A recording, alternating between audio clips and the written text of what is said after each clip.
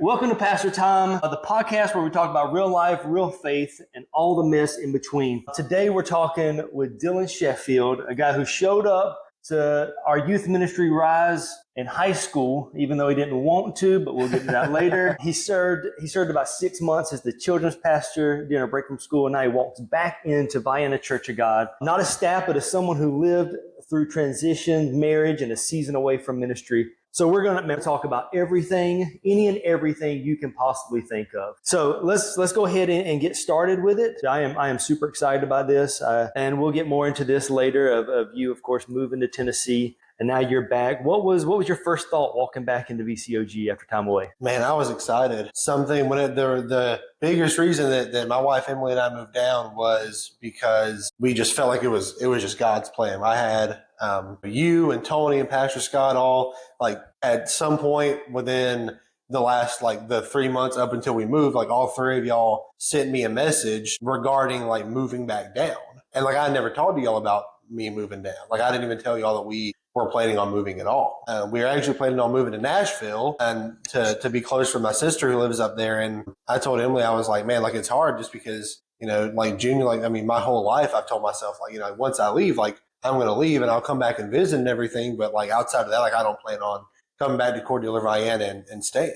And so coming back down was very, I thought it was going to be a lot harder. And honestly, it was probably the thing that the Lord softened my heart up just so much about it in such a short time. It was as soon as I kind of accepted that it could be a reality, I just was like, okay, I think that going to Nashville is going to be if I think going to Nashville, it was going to be this good of a decision. I was like, okay, well, the thing I always believe is if you go with whatever God wants you to go to, your life is going to end up being better.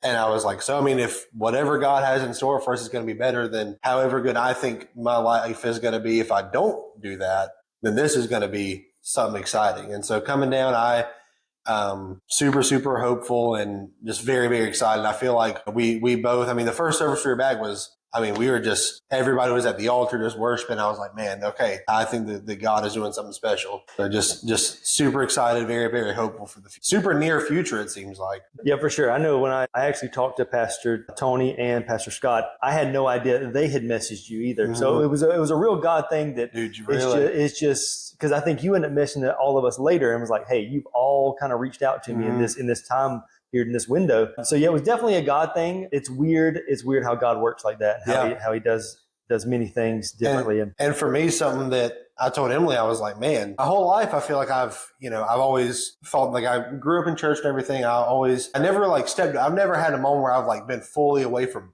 my faith. I feel like I've always accepted it just as a fact that, okay, that's God, Jesus died on the cross for our sins. I might have I really didn't care about going to church at all. But for me, even still, I was like, I just feel like that's right. And so for me growing up, I would still pray for stuff. And then, especially for big things, whenever I was getting ready to graduate high school and all that. But up until this, I've never had really another person, I've never really had, God has never spoken through another person to me.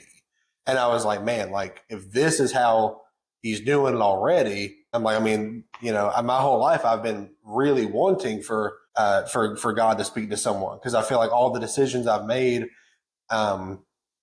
praying and everything that I feel like I've done that's God ordained, it's always been, I'll pray about it, and then if God wants me to go through with the decision, I feel very just at peace about it. Whereas with this, it was literally just so in my face, and I've never had anything like that. Mm-hmm. And I was like, I don't want to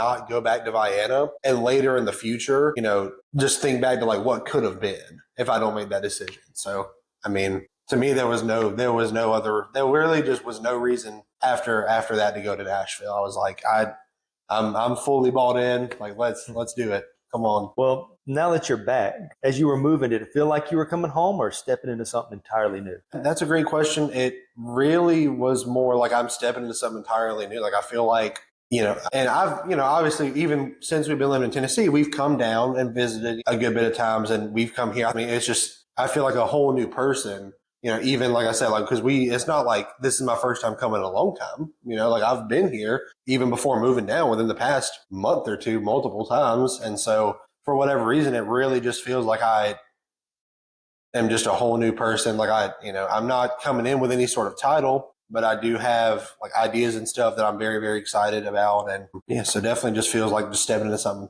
totally new. So speaking of titles, last time you were actually living here, you were Pastor Dylan. You were the kids pastor. So is it weird returning without a title, or is it kind of freeing? No, I think at the time, whenever I got that position, I knew that I was going to be going back to school after it was over. I took that. I did not go back up to school that semester, and so I stayed down here. And Pastor Scott really, really took a chance on me. I mean, I was 19 years old. My whole life, like I've done, I've been to children's church, like I've done the VBSs, all that my whole life, and so with that, I was just drawing on that experience to just do my best. But I mean, I had no formal, teaching and all. I had no formal experience with it. So he really just took a big chance on me. And so it feels very good. I think that Justin Destiny are doing a great job with it. And so yeah, it feels very good. I mean, I told Pastor Scott, we had a little informal meeting, nothing crazy. Just had a dinner with him and Miss Amy, I guess 2 Fridays ago, not this past Friday, but the Friday before. And we talked about, ideas that Emily and I have. And they were like, what do y'all feel like you almost need to be doing? And I was like, well, I mean, for me, it seems like a lot of the major roles are filled. I'm like, I feel like I'm a very flexible person. I can get along with anybody. I feel like I can just put me somewhere and I feel like I'll do good. And I really, really care about the church. I really care about the people. And something Pastor Scott always said, especially whenever he hired me on, he was like, you might not have like any experience. He was like, but I can teach you how to do this. You can't teach someone to care about something.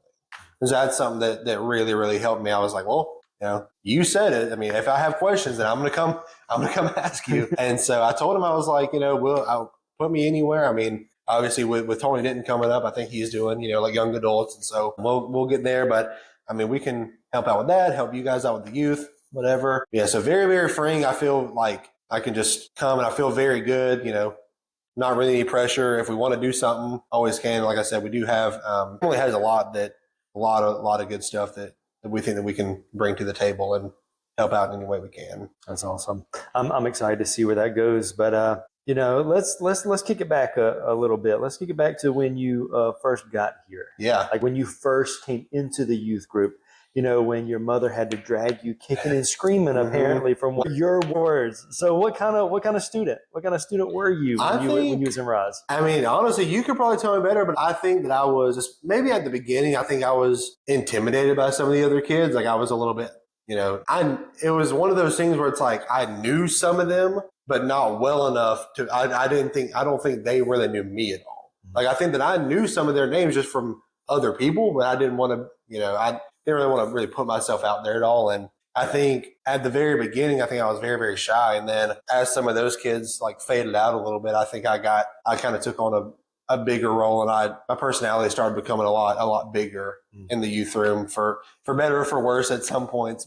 Yeah, I like to think I was a good student. I like to think that and I like to think for myself, like in any capacity, I do my best to just lead by example. Like I might not be the first person to tell someone else like, hey, like you should be doing this. But at the very least, I try to do my best to have integrity and just do the right thing. I feel like in youth group too, I like to think that I did that pretty well. And I think that is, I can look at even my kids was able to look up to you because you started getting, you was older, you started getting right before you graduated. My kids able to look at you and see you as a good example as for what a student in the youth ministry should be, one that's seeking God and seeking him with all his heart and really going after him.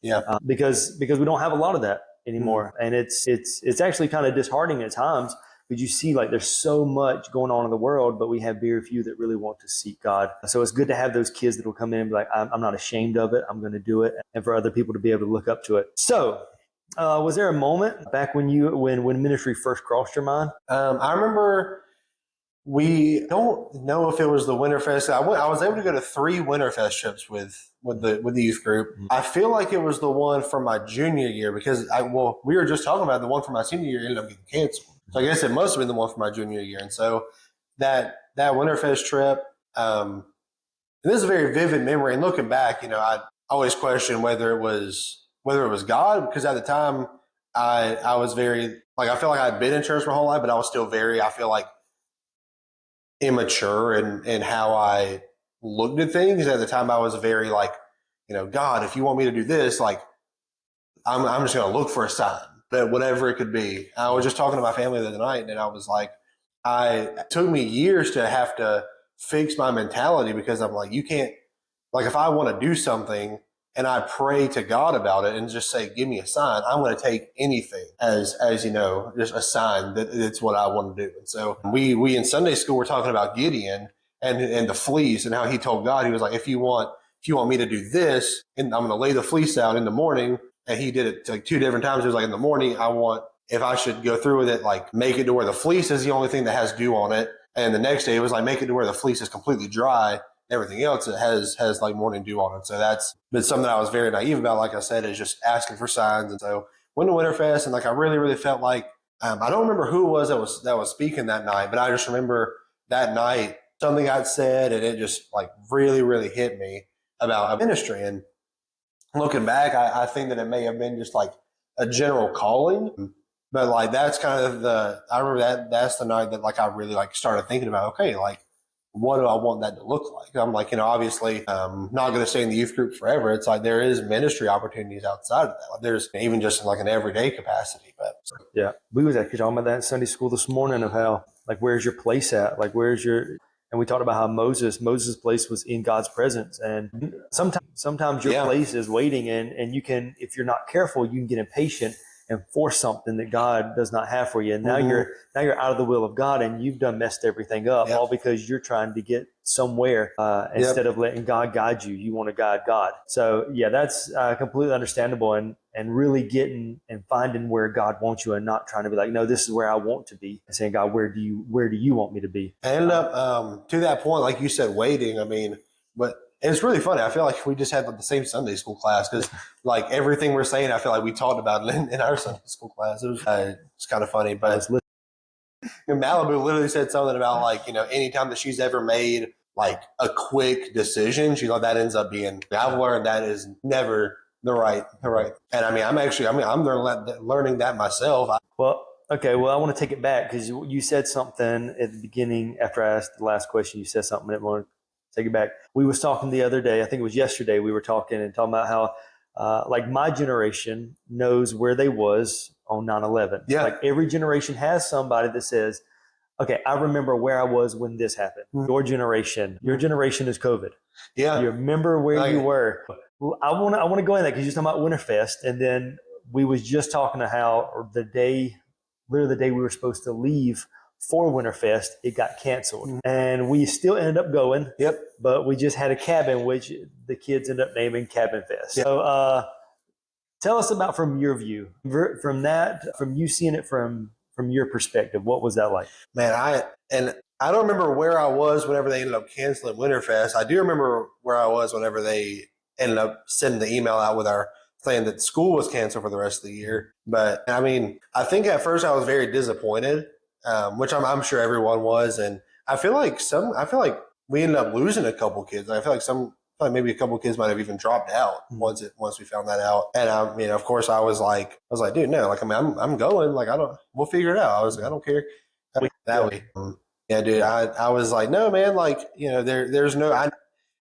to me, I didn't see the point in not going, because I'm like, at the very least, I mean, what am I going to do if I stay? I'm like, I'll just, I guess, work that weekend. Like, I mean, I was like, I'm already taking the days off. Like, at the very least, if I go up, because I mean, we were still going to do all the activities. It was just a matter of, we're not going to have, the actual Winterfest. But dude, I mean, it ended up being like that year. I mean, it was just something special, dude, because it was just the best of a bad situation, when we just, between you and Pastor Scott, it was just, I don't know, doing the sermons, and it ended up being great. Like, it was, none of us were expecting to be that intimate, because I feel like all of us there, it was I don't know if it was anybody's first time go. It may have been a couple, but I feel like for all the kids who have been to Winterfest already, like, had like the big corporate worship, it was such a change. Mm-hmm. I mean, it was the complete flip of anything that we had experienced. And we,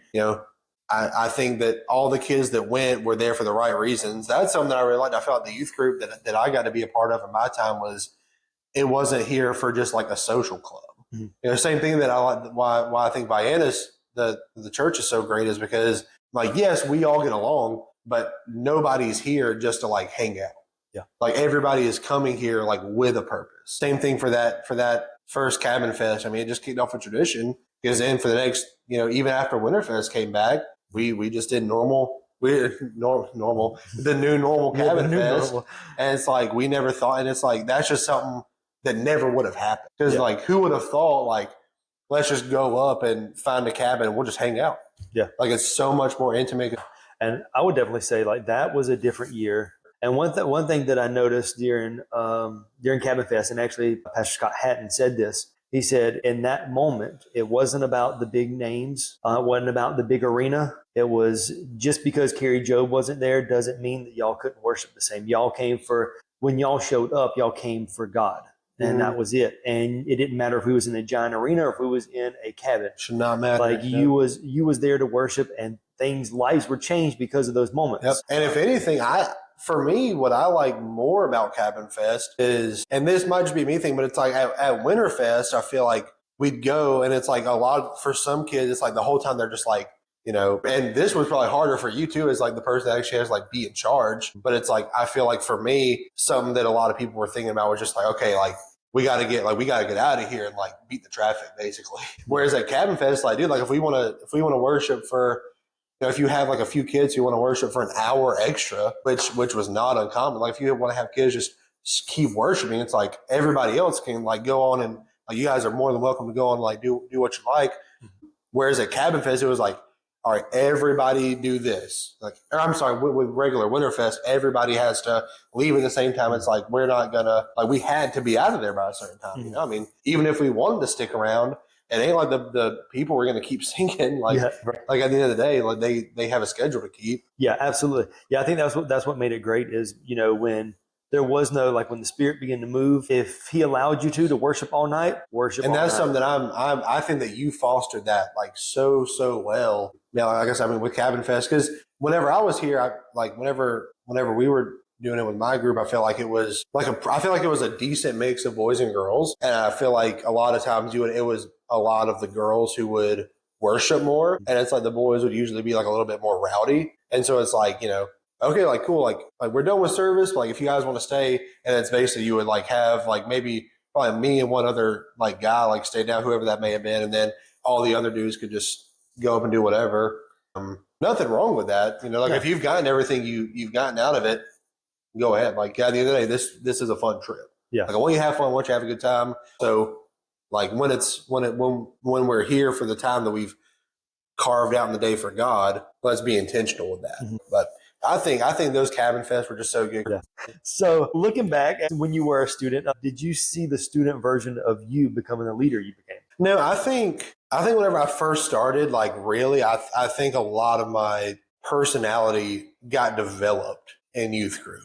Like I feel like for me, even though I came in so late, I feel like for whatever reason, I just like clicked. I really don't know what it was. And, you know, I tell the story the same way every time. But I mean, as soon as I came in, I felt like it was just like I had already been going here for weeks and weeks and weeks, because that's how everybody acted. Yeah. Like nobody was just sitting away from me. It was like, okay, cool. Like I'm just meshing. Like if there was another new person, like if like hypothetically, like if I was there, like they wouldn't have been able to tell who the new person was. You know, where I feel like in some groups, not necessarily here, but I mean with kids and with teenagers, I mean it can be so cliquish. And I feel like that, you know, that wasn't a thing all the time, which was great. But I feel like like I said, I definitely feel like I've changed a lot. But I feel like at the core, I'm still the same. Like I try to just do everything the right way. I try my best to just be myself, be nice to people. But that's one thing I can look back at. I can look back at you. I can look back, you know, doing this 11 years, seeing the different kids come in and out. You can tell the ones who have the leadership qualities because it almost becomes just natural that they can just step into it and people follow them. I've seen that with you. I was able to see that with you. One of the kids that has come through that, man, as soon as you get to now, listen, I think just about every one of them, you hit about a 9th, 10th grade and you're like, I literally just want to strangle you sometimes because do you know what you're doing? like get yourself together. But I think with every kid though, when they get about 11th or 12th grade, that's when it begins to click that if they have that leadership quality, you begin to see it. I can see it in you. I could see it then of that leadership. Amen. You, because we talked about, I think last night, you and Jacob Jacobs kind of became a team and just led at that time in the youth group. Y'all led the youth. Because, and that's the one thing I tell the kids now is I can do so much. Like I lead it, but it's much more meaningful when one of the students themselves stands up and goes, hey, no, this is the way we're supposed to do it. And this is how we're going to do it. Now they look to you and they begin to follow your lead as well. We were talking about I can't remember what the specific scripture was, but there's a part in the Bible where God is talking and it almost seems like he changes his mind. But the more you dissect it, it's more just because you see him realize like, okay, y'all actually do feel accountable for like what you're doing. He's like, I'm not the only one that realizes what you're doing is wrong. So his heart ends up like he ends up, because he was gonna like, it was gonna be some form of punishment that he doesn't end up doing. Like I said, it seems like he changed his mind. But the more you see it, it's like I told Tim because I was like, it's almost the equivalent of like if, you have like one of your boys in the yard, one of them like breaks the window or something, instead of one of y'all having to go out there and yell at them, the other one is just like, that's not cool. Like you should not have done that. And then they end up almost like resolving it themselves and they come in and tell you versus like you having to be the bad guy. Yeah. And so it's like, in youth group, I do feel like you said, like it's a lot easier. And even in my time, at either with kids pastor or at my time with the Boys and Girls Club, I mean, if I was doing a lesson and I'm talking, there's like if there was another, like if there was a kid talking and somebody else tells him to be quiet, I'm like, okay, like I feel good then. Like that's awesome. Yeah. Speaking of ministry, especially here at Vienna Church of God, we know that Pastor Scott he pushes you. Like he's not going to let you stay where you are, because if you stay where you are, then you'll never grow. It's his big thing. So, of course, children's ministry, youth ministry, pretty much if you deal with anybody under the age of 18, that and the sanctuary's big church. Yep. Okay, that's big church. We preach back here. Little church. That's big. Yeah, we preach a little church, but that's big church. So preaching in big church. How intimidating was the first message? Honestly, it wasn't as bad in theirs. It could have been. Because I never did a Sunday morning. I only did Wednesday nights. But before my first Wednesday night, and at the time, Wednesday nights were only, I mean, you could count the people on two hands, like genuinely. That's a good night. Like it's blown up so much in there now. Like we came in for our first Wednesday night service since we were down here, and I asked Emily, I was like, I wonder if it's like a special event they're doing or something afterwards. I know it's regular night. I was like, that's awesome. That's so good to see. But we were going here. I mean, I could probably name the people that were going here on Wednesday nights. But it wasn't as bad as it could have been. I wasn't as nervous also because Pastor Scott in Malibu had let me speak at the Hand of Hope multiple times. And that wasn't a big crowd or anything, but I at least got to, get some practice in and get a few reps in, get my feet wet, as they would say. And so the first message I did on Wednesday night, I don't remember what it was about at all. I felt like it was just like very much like a blur. It was like one of those, not an out of body experience, but it's like all I remember is like getting out of the car to walk into church and then like getting back in the car to leave. And it's just like, it's almost like autopilot. Yeah. Your brain goes into. And so maybe that is a sign that I was very nervous, but I don't know. But I remember it being pretty good. I feel like my message was probably honestly about like 20, maybe it might have squeaked into a little over 30 minutes. And then we had a little bit of worship. But the second message I did was really bad. Like just in the sense of like, I probably only spoke for like 15 minutes. And it's funny because I feel like I prepared more for the second. Man, I just sped through it so quick. For me, what was really hard at the time, and this is still kind of, it's only been 2.5 years since then, but I mean, I just don't have a lot of the life experience to draw on. So it's like for me, whenever I read the Bible a lot, and I would be wanting to make a sermon, it's like the only thing I have to go on is just biblical stuff. Yeah. Because a lot of these topics and like a lot of the stuff I'd be going over in the Bible, it's like I don't have any experience with that. Yeah. Whereas, people like you, Pastor Scott, and Brother Andy, or Pastor Andy, I guess, all three of y'all have just experiences are drawn. So even if, you can always start something and then it can become, it's like a whole nother thing still pertaining to this, but it's like you could take it so many different places. Whereas I feel like for me, it was hard and it still is, just because I'm like, all I can really do is just reference other Bible verses. Yeah. And there are some things that I have experience in, but, and it was. Yeah, that's, I can look, we won't even talk about my first Sunday message. That was the first time there was no Wednesday. It was just straight Sunday. Yeah. That was the worst thing possible. I'm so glad that live stream was probably wasn't recorded. No, I think all those, matter of fact, they had always on DVDs, and I think they all got thrown away. Yep. Oh, all no. All of them got thrown away. Thank you, What? Lord. Fix it out. Like, he can get all of them, but throw that one away for sure. But I remember Wednesday night, the first Wednesday night I ever did, Scott Hampton was here. And you talk about, just. Was I there for that? Or was that before I started? I don't even know. Listen, that was one of those nights, like you said, it was almost like a blur. Yeah. But I remember I was so nervous walking in there, and I walked in. I stood in front of, because the sanctuary was divided in two at the end. It's not like it is now. Yep. So I was in front of one area, had my notes out. I start, and I get started. I mean, I must be 30 seconds into it, max 30 seconds to a minute into it. And I catch eye contact with somebody. And as soon as I do, I look down and I never look back up again. I read my notes and I'm done in 7.5 minutes.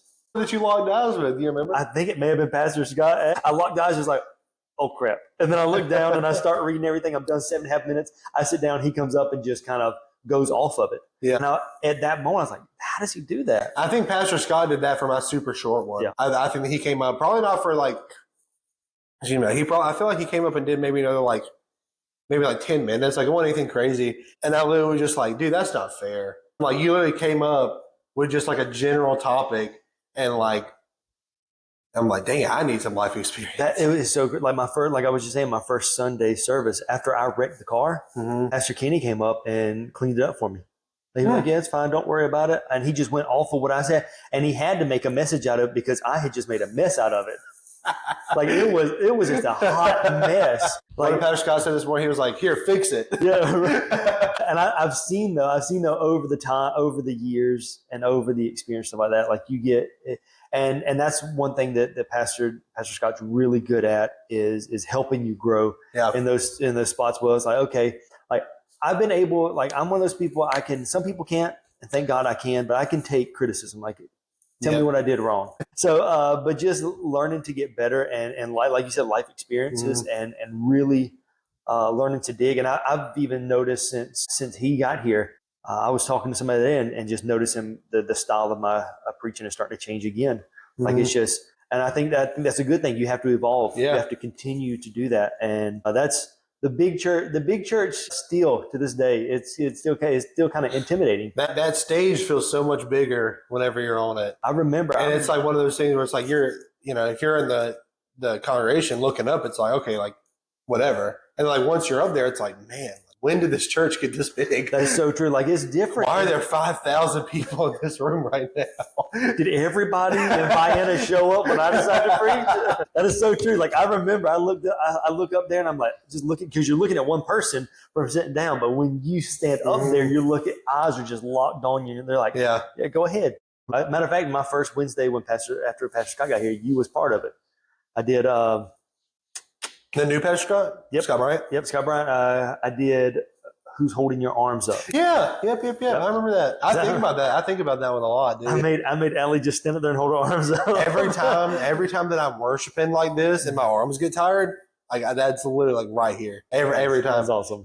And I had to, one thing that I try to really put across to the teens now, and because I've seen it over the past 11 years, is there's a lot of teenagers that will come through and have worship, something like that, and they go off their emotions, like you were just talking about. Well, they'll go off their emotions, but when it's over with, nothing's changed. And I think that's where we have to really ask ourselves: are we following the Spirit, or are we following our emotions? Because you follow your emotions, and you're gonna end up in a dead end. But if you follow the Spirit, because and one thing that Pastor Tony has said, and this is something I had to learn as well, that every single time God moves, it ain't going to be the same way every single time. So we something good happens, and we think, oh, I want God to move like that. He's like, sometimes I don't need to. Sometimes I don't have to be big, extravagant. Yeah. I just need to just meet you in a quiet place. And whenever I was younger, going to like the Tifton youth camps and stuff, every year, I would always get what I later figured out was just a spiritual high.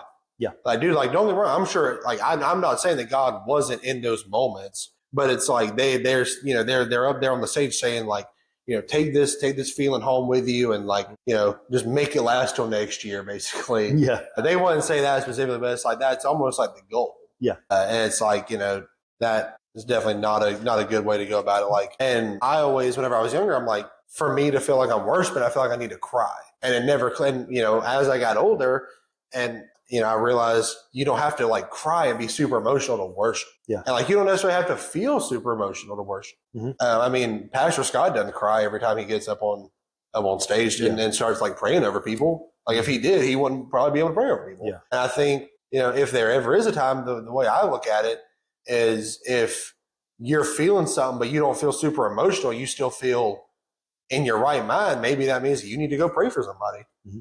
Like, like if you're at the altar call, like you're just in your chair and you don't feel any emotion, you may not even feel like the message applied to you, but obviously it applied to the people who went up front, or they just needed, they just want to be prayed over. Like, dude, if you're in your own right mind, just go pray for them. Yeah. Like, I mean, I haven't, obviously I have my own emotional moments, but it's like, I try to go up there and not try. Like, I think, to the best of my ability, I go up there every week, and if I'm not feeling like the message applied to me, or if I am just, obviously I feel the Lord's Spirit, and I'm just like, dude, let me lay hands. I don't have to go up and get in their face and do a lot. It's just put a hand, I mean, there are so many people I feel like that come to Vienna who might not be married, or they might not have any like direct friends here. And it not, obviously they get along with everybody, but in terms of actual people that they might hang out with outside, like, they might not have anybody like that. So, I mean, even if I don't necessarily know the person, I want to go up there just so they're not like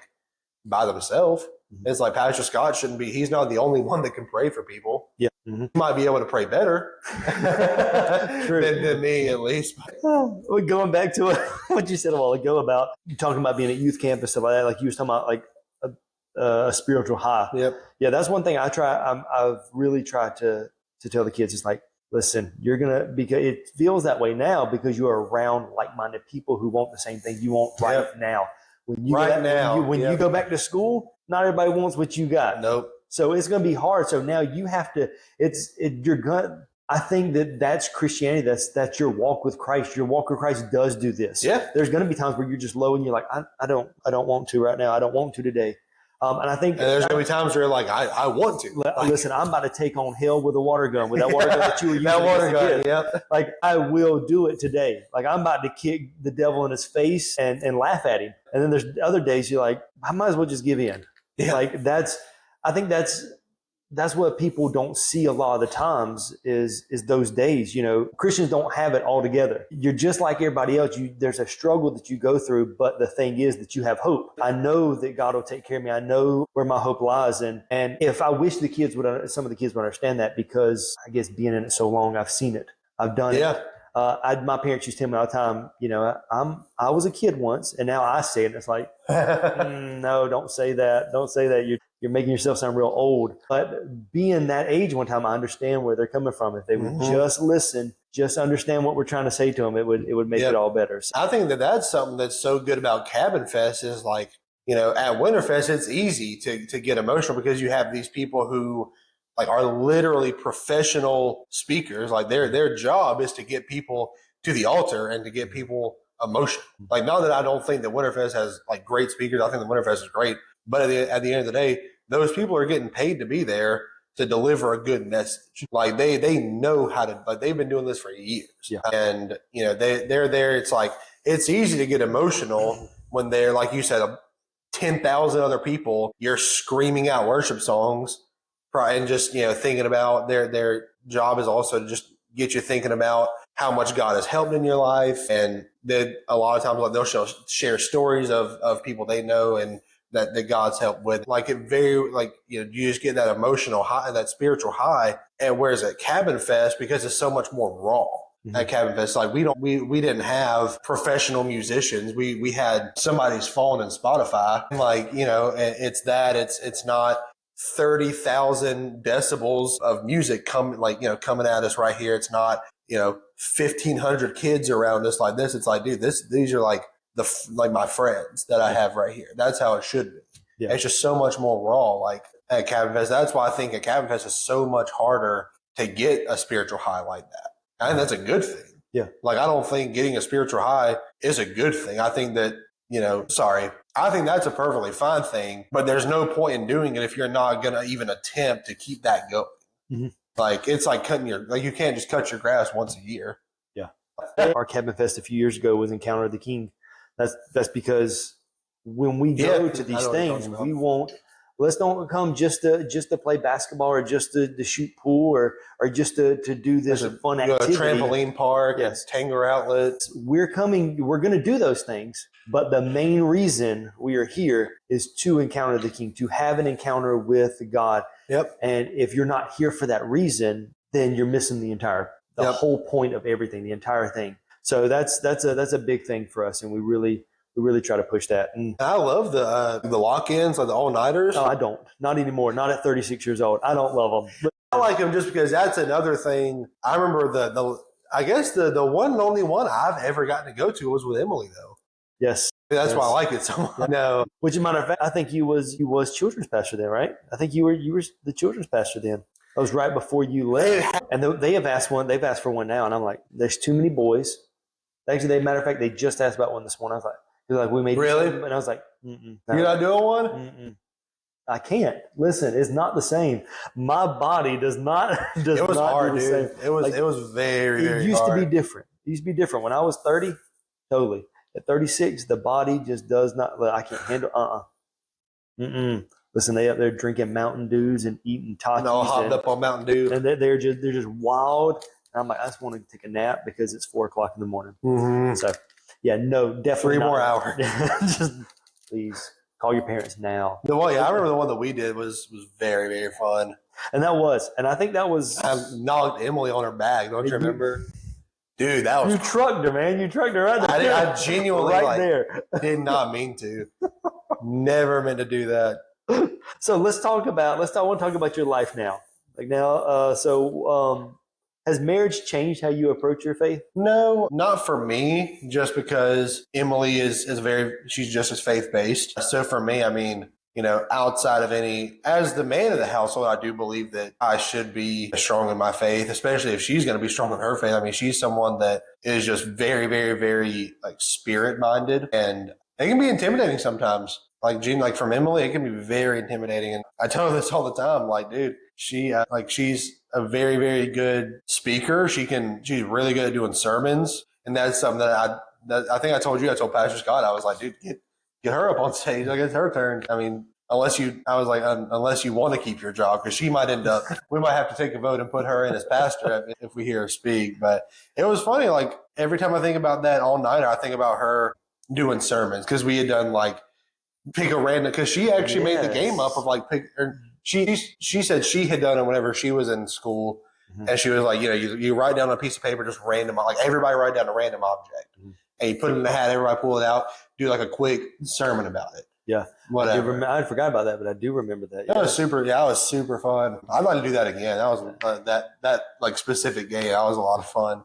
But so she's someone that really is keeps me on my toes almost. Yeah. Like she really puts a fire up under me to stay on my stuff. Nice. Because I pray and everything, but I think there are two parts to faith. I think there's knowing the Bible and also the actual spiritual life. Mm-hmm. I think they go hand in hand, but I do think that some people almost have more of an aptitude for one or the other. It's almost like a left brain, right brain type thing, in my opinion. Of for example, I think for me, I am a lot more Bible minded. I love talking about theology, love talking about that type of stuff. And Emily does too.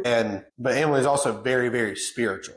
I think I'm spiritual, but I think that she's more spiritual than me. And I think I'm more biblical minded than she is. And, you put those together, you're good. And so That's just something that I feel like, it makes me want to make my own prayer life better, no matter how good I may think it is. Hers is probably going to be better. And she said like that's kind of how her grandparents are. She was like her grandpa, very, very biblical minded and like reads the Bible a lot. And then her grandma is very, very, very spiritual. Mm-hmm. And she's one of those people that's like, if she prays for something, it's almost like she just has like a direct line to God. And so I'm like, dude, honestly, I mean, that makes sense to me. Like thinking about it that way. Not saying obviously that you need, if you think that you are better at one or the other, that you should just neglect one to make one better. Not saying that at all, but like I said, I do think that if you can break it down that way almost, I do think that some people have an aptitude for one or the other. For sure. And even I think that goes hand in hand when you're in ministry and when you're out of ministry as well. So I want to ask, why is it important to stay connected to church even when you're not on the platform? I think even if you're not on, I think honestly, I mean, being in church, not being on a platform is not the best way to do it, but it's like you shouldn't come to church and just because Pastor Scott says, like if you're always giving out and never getting fed. I mean, I actually thought about that today because Mike has been playing the piano a lot on Sunday mornings. That playing the piano, it's like, yes, like that's a form of worship, but it's like you're concentrating on something else. Like in that moment, Mike can't concentrate on God almost because he's having to focus on this. Mm-hmm. So it's like Mike, like if he were to just only ever play the piano on Sunday mornings, he's never going to get to worship. So it's like you can't always expect to be, the center of attention, always expect to be the one giving out. I mean, even Pastor Scott has to get fed and listen to other pastors. I mean, that's why you don't do a message on Sunday mornings, except that you do the Sunday school, and that way you're able to get fed in there. That's your time. Same thing for Pastor Andy. He does the senior adults. He was able to get fed on Sunday mornings. I think it's very important. Like when I look at it in that aspect of it being important to stay connected to church when you're not on a platform, because if you're just staying connected because of the platform, then God's not in it. Yeah. Then you're actually just serving yourself. I want to be here because everybody gets to see me. Yeah. We actually talked about this morning. Some of that in Sunday school this morning is you shouldn't make it about you, because it's easy to, especially when you get on the platform and someone goes, "Oh, you were so great. Oh man, you should do that way more." Just like I have to make sure that I keep myself and go, I wouldn't be able to do this without God. This is not me. First of all, Josh is a very introverted person. Pastor Josh is completely different. Thank you, Lord, that I have to allow him to do the work, because if I went off my flesh, we ain't stepping up. Mm-hmm. We ain't stepping up on no stage. But when I allow the Spirit to do the work, then it's like, that's all God. I don't want it to be about me. And I think that's a big thing is staying connected when you're not on the platform means you are here for the right reasons. Mm-hmm. You shouldn't make it about yourself. You shouldn't make it, we talked about earlier, you shouldn't make it a social club. You should make it about your relationship with God. And the reason we should be in church is to have other people around to be able to build us up when we are low, and for us to do the same to others. It's a community. It's a family. It's supposed to be, iron sharpens iron. Exactly. And that's one of the reasons I'm doing this is to have people. Like, for example, like if it wasn't for being plugged into church, we would not be sitting here now. Yep. I wouldn't be. I mean, if it weren't for being plugged into church, I wouldn't probably have any sort of faith right now. Exactly. And that's because some people say, well, you don't have to go to church to be a Christian. Yeah. And it's like, no, I mean, you don't technically, but it's like, it's going to make your walk a lot harder. And I can testify to that, because I mean, we could not genuinely, we couldn't, and honestly looking back, this is probably a God thing. Like God almost didn't want us to find a good church in Cleveland when we were in Tennessee, because it's like, dude, like, you need to be in Bayard, dude. Like, come on. And it's like he almost like wouldn't let, like every church we found. And I'm not a person, I took the whenever I say, I think that you should find a church and stick with it. Like I take my own advice. I just couldn't find a church. Yeah. Like, and it wouldn't just be because of like, oh, like they just sing like older worship songs. The pastor's messages are a little bit long. Like, dude, it'd be genuine like problems, like theological problems. And I'm like, oof, if you believe that, that's not good. Because we would always like check out their website first and see like kind of like what they have. Is it okay? Okay. Yeah.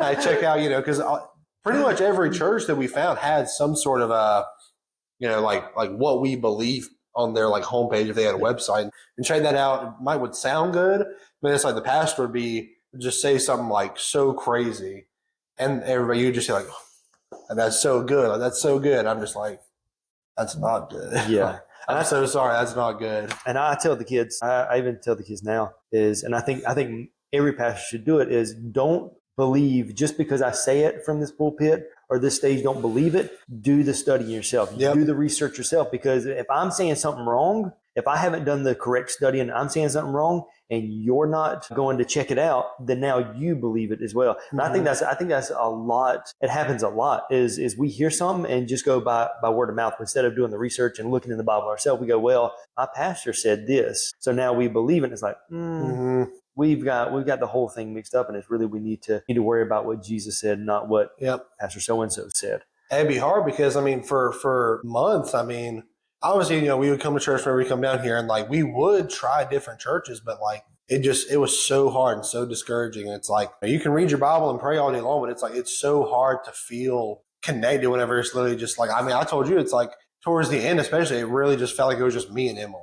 Yeah, like it just felt like it was me and Emily, and so that can be hard. It's just like no community and no support. It's like if things get hard, and me and Emily, we both grew up going to church our whole lives, but like, in comparison to a lot of other people, we're immature Christians. Mm-hmm. Like, yes, like we know about the Bible, like we know how to pray. We know a lot of the things that you should know, but still, that doesn't mean that we are ready to just be like cut from the line. Because nobody, I don't think, even Pastor Andy, he's like an older pastor, and even he's coming in learning, probably I would hope learn new things from Pastor Scott. Yeah, because nobody can read the Bible from everyone's perspective. Mm-hmm. Like I think there are some things in the Bible that, everything in the Bible could be interpreted some type of way. I think there are some things that shouldn't be interpreted different ways. It's like there are a lot of things that's like if you read a certain passage in that if you read one passage every year, it very well could mean something different to you every year. And like it could even be more meaningful to you over the years. Or it's like, oh man, like I never even thought of it like that, Yeah, absolutely. Many people I've talked to said, I've read this verse or I read this passage so many times before, but I'm getting something else out of it. Like it's not the same thing that I got before. Or I can read it every single time, and every single time it's something different. Yeah, and I think that's the good thing about the Bible is you can just, because of life and the things that happen in life, like everything, there's so many things can be drawn out of it. And just the story, if you just stopped in the Gospels, you get so much out of it because of the life of Jesus and the things he went through, and you can kind of put in your life like, wow, okay, he did go through, he has went through what I went through. Literally. Yeah, it may not be in the same exact way because of the times, but he might have not just gotten cut off in traffic. And his cell phone might not have died. Yeah. But yeah, absolutely. So, and I think great things are happening here. We saw just ago, but I think great things are happening here at Vienna. With you guys coming back, God has moved you guys back, and Pastor Tony, who will be on here here soon. He's on his way up. So it's going to be great. I'm excited to what God's going to do. Well, Dylan, it's been great. It's been real fun. It's been awesome. Thank you for being here. Thank you for having me. So Dylan's story is proof that ministry isn't about climbing a ladder. It's about being faithful in whatever season God brings you into. From a high school student in youth group to 6 months into children's ministry to stepping away and now being back in the room with a whole new lens. Yep. This is what full circle faith looks like. Thanks for tuning in to Pastor Time. If this episode meant something to you, like it, leave a comment, share it with someone, and make sure to subscribe so you don't miss what's coming next. Until next time, stay available, stay honest, and remember, God's not finished with your story. See you soon.